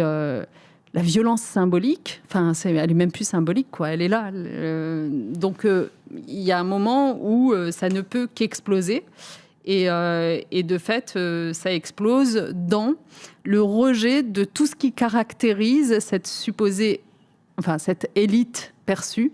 Et malheureusement, il se trouve que ce qui caractérise cette élite, c'est à la fois d'avoir eu un certain nombre de passe-droits, de systèmes, disons, préférentiels, et en même temps d'avoir un discours progressiste sur un certain nombre de sujets, libéral sur le plan des mœurs. Et donc, du coup, le progressisme et le libéralisme des mœurs sont associés aux défauts de cette élite-là et sont jetés à la poubelle par ces vaincus de la compétition scolaire. Et sont plus que jetés à la poubelle, sont honnis par ces vaincus. Enfin bref, c'est une réflexion qu'il faut vraiment pousser à bout parce que je pense qu'on ne s'en sortira pas si on ne pose pas la question de ce qui se passe à l'école. Comme, encore une fois, pour répondre à Monique, j'ai pas le sentiment qu'il faille traiter de la question de l'école en silo, toute seule. Moi aussi, je suis complètement d'accord, mais il faut la prendre dans la société, dans sa globalité, tout ce que vous disiez. Mais enfin, j'ai observé de si près ce qu'il se passe sur la question, par exemple, de la mixité sociale dans les établissements scolaires. Vous savez que j'ai beaucoup travaillé sur ce sujet. Et quand je dis je l'ai observé de si près, c'est que, en fait, moi, je sors des analyses un petit peu faciles qui consistent à dire et à continuer de dire aujourd'hui, oui, mais en fait, c'est un problème d'aménagement du territoire et puis on rénove pas assez suffisamment les territoires pour les rendre attractifs. C'est pas vrai. Moi, j'ai vu des villes qu'on avait rénovées où même une classe bourgeoise, etc., était revenue s'installer parce qu'il y avait plein de raisons d'eux, par exemple dans la ville de Nanterre. Et pour autant, quand il s'agissait des établissements scolaires, alors là, les mécanismes de ségrégation scolaire rejouaient à plein parce que, voilà, on trouvait toujours une façon de mettre son enfant ailleurs. Il faut se souvenir à nouveau, mais vous le savez, que l'enseignement privé n'est pas tenu par la sectorisation. Donc, vous savez, l'une des raisons pour laquelle l'enseignement privé à Paris gagne des élèves alors que le public, lui, en perd, au point que bientôt le privé va dépasser le public en démographie, c'est que lui, il va chercher ses élèves ailleurs. Donc, il va chercher, par exemple, ceux de Nanterre, dont je suis en train de parler. Et donc, ce que je veux dire, c'est que la ségrégation sociale, elle est surreprésentée dans les établissements scolaires par rapport à ce qu'elle est même à l'échelle d'un territoire. Donc oui, il faut traiter le sujet dans sa globalité, mais avoir bien conscience que c'est à l'école que se joue quelque chose de fondamental et que c'est là qu'il faut changer les règles. Voilà. Si vous souhaitez réagir rapidement, et ensuite je vous propose qu'on passe à la dernière partie de notre émission. Rapide. Je comprends tout ce que vous dites et je comprends aussi que c'est aussi pour ça que je souhaitais en parler, que vous avez eu en face de vous tout un tas de résistances qui expriment très clairement des intérêts qui sont à la fois de classe et des intérêts professionnels, etc. Je comprends ça. Ma question, elle était vraiment tactique, en termes plutôt à la femme politique. Est-ce que vous prendriez les choses par le même bout et comment faire en sorte aussi... Moi, c'était plus ça, parce que je ne doute pas de la nature sociale des résistances auxquelles vous êtes heurtés, mais c'était plus ça. Et le constat aussi, quand même, j'ai un peu en tête la fin du quinquennat Hollande, enfin...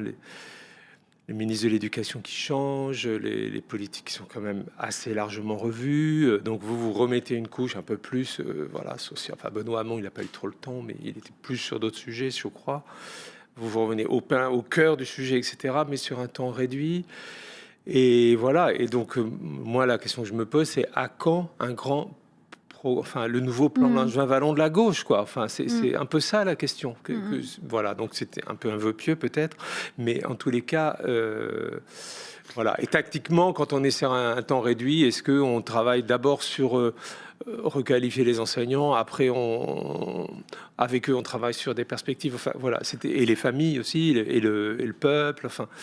Quelle tactique politique on peut avoir pour aborder ces questions-là, parce qu'on sait que les résistances sont très fortes et que, vu les médias en plus aujourd'hui, réformer l'école aujourd'hui, c'est extrêmement compliqué, quoi, vu tout ça. Oui, absolument. Voilà, c'était juste moi, ça. Spontanément, je dirais... Non, mais c'est une très bonne question. Spontanément, je dirais que c'est du côté du futur locataire de l'Élysée qu'il faut aller voir, en fait. On a tendance à se dire c'est plus logique et rationnel d'identifier qui pourrait être ministre de l'Éducation, etc. Mais la vérité, c'est que en fait, c'est vraiment à l'échelle de l'Élysée que les décisions majeures qui du coup vont impacter tout ce qu'on se dit se prennent. Vous voyez, par exemple, j'étais frappée de voir la dernière conférence de consensus. Vous savez, il y a un certain nombre d'organisations du monde de l'éducation, syndicats, associations, etc., qui réclamaient à tout prix une conférence de consensus sur les questions éducatives. Puis un beau jour, j'entends à la radio que le président de la République a décidé de dire OK pour cette conférence de consensus. Donc Emmanuel Macron. Et... j'étais agréablement surprise. Vraiment, je ne m'attendais pas du tout à ce qu'ils disent oui. Je me suis dit, ça va être quand même un grand moment. On va pouvoir mettre sur la table tous les sujets. Et puis après, quelques jours plus tard, on a eu les détails. Donc, c'était sur... le périmètre, c'était le temps scolaire. Question du temps. Bon, déjà, première réaction de ma part, mais pourquoi avoir détricoté la réforme des rythmes scolaires si c'est pour se reposer 4 ans après ou 6 ans après la question? Ça n'a absolument aucun sens. Et puis surtout, quelle déception, mais c'est pas possible. Il faut vraiment... Moi, je suis pas contre une conférence citoyenne, de consensus, comme vous voulez, parce que vous avez raison, enfin, en parlant du plan Langevin-Wallon, on a besoin de ça. En plus, on est confronté à des défis, enfin, je veux dire, l'intelligence artificielle dans l'éducation. Il y a un moment où... Enfin, on va peut-être en parler après, mais tous ces enjeux sont absolument majeurs. Il faut les positionner comme ça, comme une conversation publique, en effet, qui se fasse non pas dans la boîte noire comme d'habitude, mais vraiment au vu et au su de tout le monde, parce que justement les enjeux de classe sociale doivent pouvoir apparaître et les hypocrisies doivent pouvoir être démasquées. Donc je crois beaucoup à l'idée d'un grand débat sur le sujet.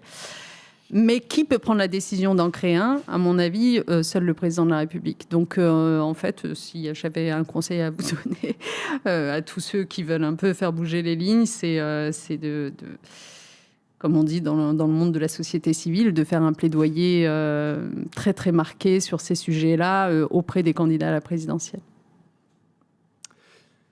Yep. Après, il y a un autre levier aussi qui est utilisé par certains qui ont tellement raison à mon avis, c'est le levier jurisprudentiel.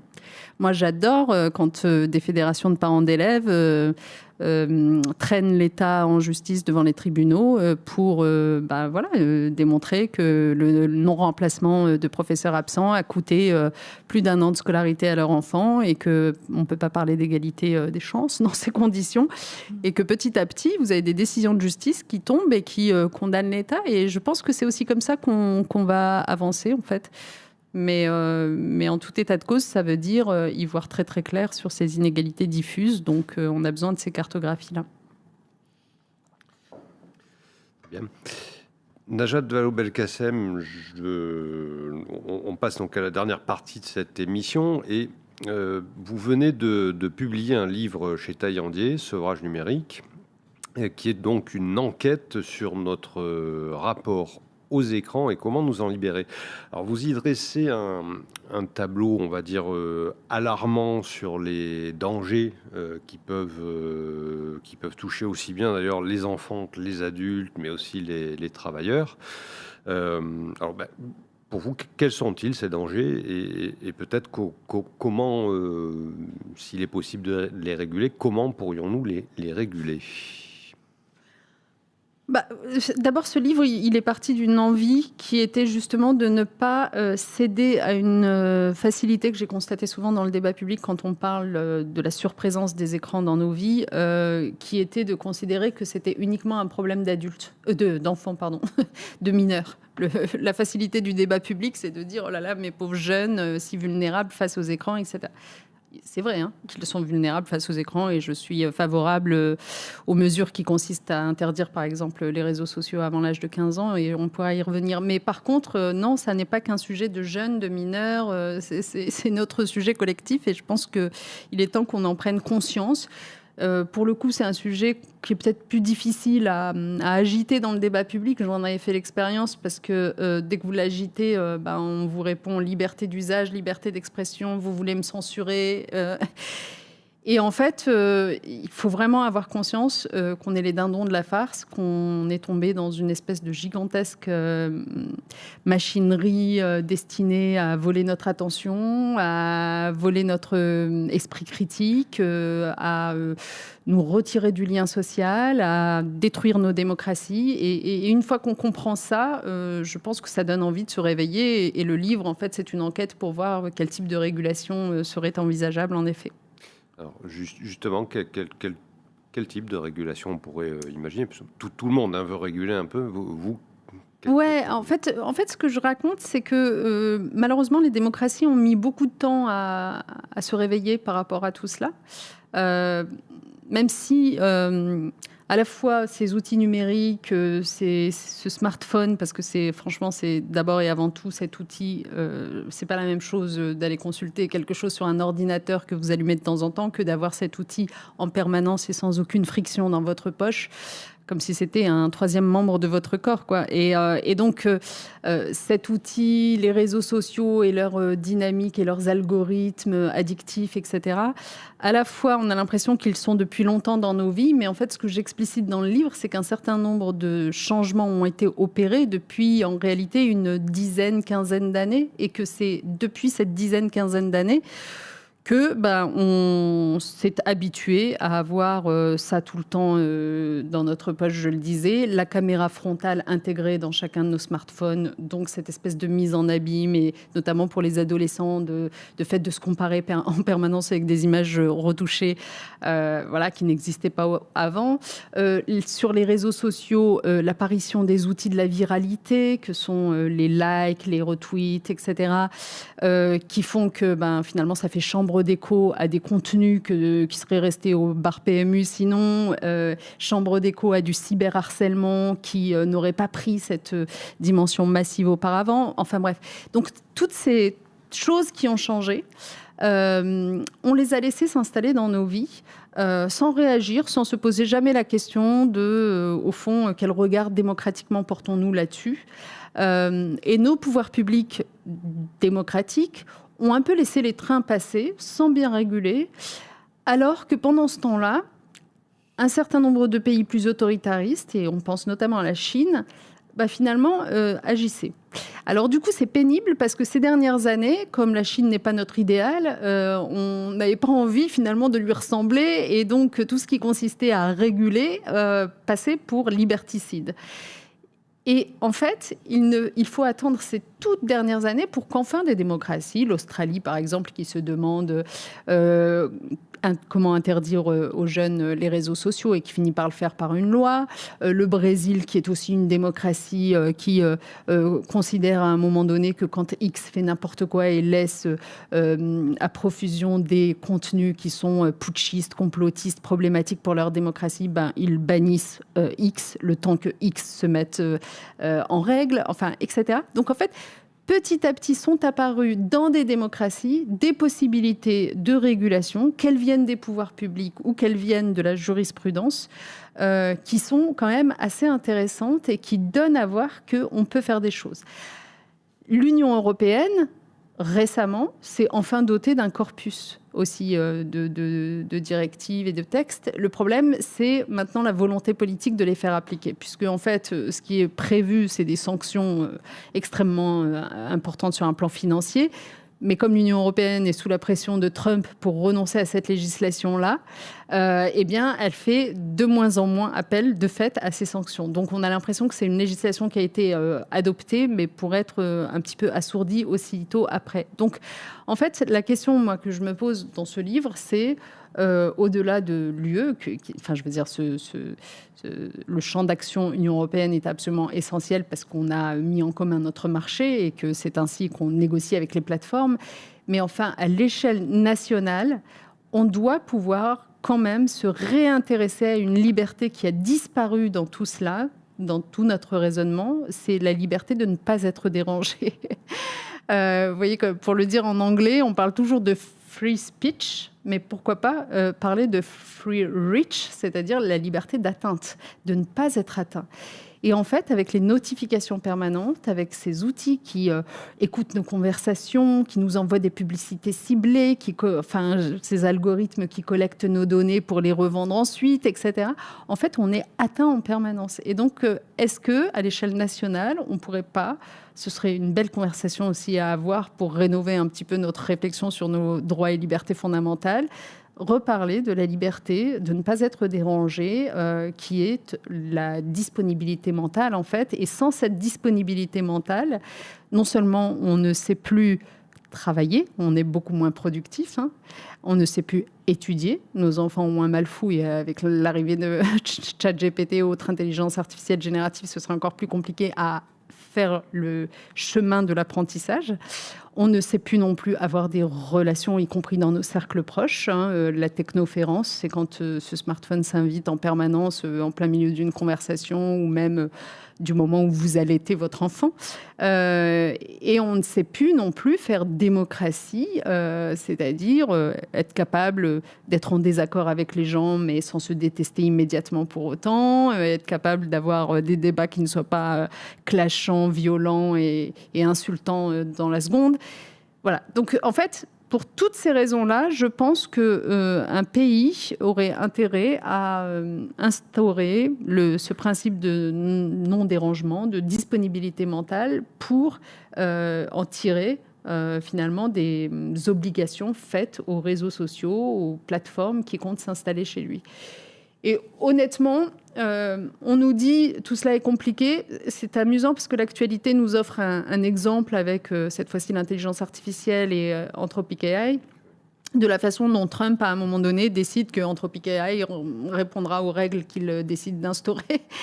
Et c'est aussi simple que ça, c'est vraiment une question de volonté politique.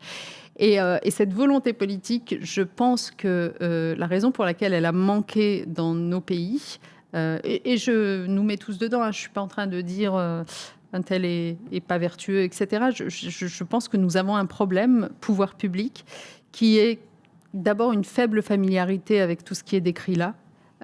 C'est-à-dire qu'en fait, les hommes politiques, notamment quand ils sont au gouvernement, président de la République, ministre, etc., tout ça est très chronophage. On ne peut pas dire qu'ils aient des soirées de libre et des week-ends de libre, donc ils sont un peu moins que la moyenne des gens en train de scroller jusqu'à 2h du matin sur leur téléphone. Donc, ils ne se rendent pas compte du caractère addictif et de toutes ces constructions que j'évoquais. C'est leur community manager qui poste pour eux. Enfin, donc, une faible familiarité avec ce qui se passe dans ces outils. Deuxièmement, je pense qu'il y a un lobbying absolument intensif de la part de toutes ces plateformes qui empêchent les régulations et qui se manifestent non pas par de la corruption active, c'est pas des valises de billets, mais par le système de tourniquets, de portes tournantes, c'est-à-dire les plateformes qui vont embaucher des anciens ministres, directeurs de services, etc. Et donc une espèce de proximité permanente entre les pouvoirs publics et ces plateformes, comme ça a été le cas autrefois avec l'industrie du tabac, ce même lobbying-là. Et puis troisièmement, des pouvoirs publics qui sont, des hommes politiques qui sont toujours très inquiets à l'idée de passer pour des censeurs. Notamment auprès de la jeune génération, et qui du coup ne toucheront que d'une main tremblante à ces sujets-là, en se disant oh là là, je ne vais pas me mettre cette jeune génération à dos. Et je pense que ça, c'est une erreur énorme qu'ils commettent, parce que la vérité, c'est qu'y compris dans cette jeune génération, il y a une conscience beaucoup plus importante qu'on ne le croit, du fait que ça nous a pourri la vie, ça nous pourrit la vie. Et que, en fait, notre responsabilité à nous, adultes, pour le coup, c'est de les protéger et qu'on a été à côté de ce rendez-vous depuis des années. Une dernière question, est-ce qu'à l'échelle individuelle, on peut agir? Est-ce qu'on peut essayer de se sevrer soi-même dans un environnement pareil? Moi, j'y crois pas. C'est marrant parce qu'il y a un lien en fait entre ce sujet et le précédent. C'est un peu comme si vous me disiez, à l'échelle individuelle, en fait. Alors bien sûr, ça existe, comme ça a été dit tout à l'heure, les exceptions consolantes, c'est-à-dire des gens qui, malgré ces inégalités, tout ce système bien installé, etc., et bien pensé par certains, réussissent en partant d'une classe sociale défavorisée à monter jusqu'au sommet.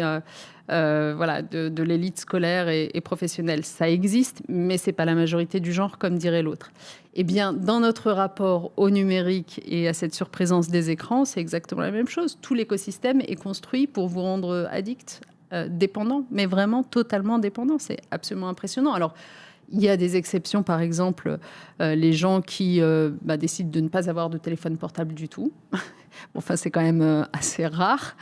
C'est difficile de nos jours. Mais c'est très difficile. Et c'est en ça que je dis que l'écosystème a été conçu pour vous rendre dépendant, y compris dans le fait que tout est dessus. C'est d'ailleurs ce que je raconte dans le livre, puisque moi je commence par une tentative de sevrage numérique d'une semaine et qui ne durera que 5 jours, parce que la vérité c'est que en fait, vous voulez prendre une photo, c'est sur votre appareil, vous perdez votre carte bleue, vous cherchez à rentrer dans votre application bancaire, c'est sur votre appareil, etc., etc. Donc vous ne pouvez pas vous passer du téléphone. Et le problème, c'est que ensuite, toutes ces applications, elles ont été développées sur un mode extrêmement ludique et efficace. Les plateformes se sont dotées des services de neuropsychologues, d'ingénieurs, etc., qui ont parfaitement compris comment manipuler notre cerveau, au fond, et comment capter notre attention. Et donc, est-ce qu'on peut lutter contre ça ? Est-ce que c'est pas David contre Goliath, très concrètement ? Voilà. Et surtout, est-ce que c'est juste de remettre cela sur nos épaules à nous, nos épaules soit d'individus, soit de parents à l'égard de nos enfants, et de considérer que c'est parce qu'on est faible. Ça me fait vraiment penser à ce qu'on se disait sur le système scolaire. C'est un peu comme si on disait les élèves, au fond, ils avaient qu'à faire plus d'efforts. D'ailleurs, Monique, justement, voudrait réagir là-dessus. C'est-à-dire que je trouve votre remarque très juste. On a vu que si on se concentre uniquement sur l'école et si on se concentre uniquement sur ces nouvelles techniques qui nous pourrissent la vie, on n'avance pas, parce qu'en réalité, il faut vraiment tenir tout le temps, mettre en relation absolument tout cela. Et je rajouterai quelque chose par rapport à ce que vous venez de dire là sur les smartphones et tous ces instruments de déshumanisation, parce qu'il y a l'addiction, mais c'est surtout la déshumanisation. Dans le métro, maintenant, c'est absolument impossible. Vous voulez lire vous êtes ministre, vous êtes dans le métro, vous voulez lire quand même votre dernier rapport, mais vous ne pouvez plus, parce que ça téléphone de tous les côtés. Voilà, un processus de déshumanisation, mais alors qui ne concerne pas du tout la classe dominante.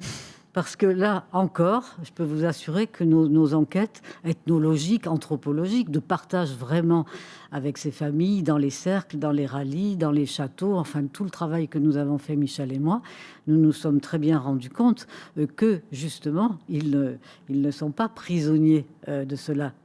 Parce qu'ils ont d'abord du personnel qui le fait à leur place.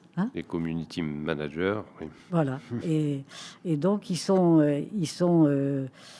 toujours gagnants. Ils sont toujours précisément, eux, en contact avec leurs semblables. Un contact amical, un contact familial, un contact amoureux, un contact en tout cas de solidarité de classe. Et toujours avec le cerveau qui est là, des verres à boire, des bons mets à partager, et toujours de manière collective, vraiment.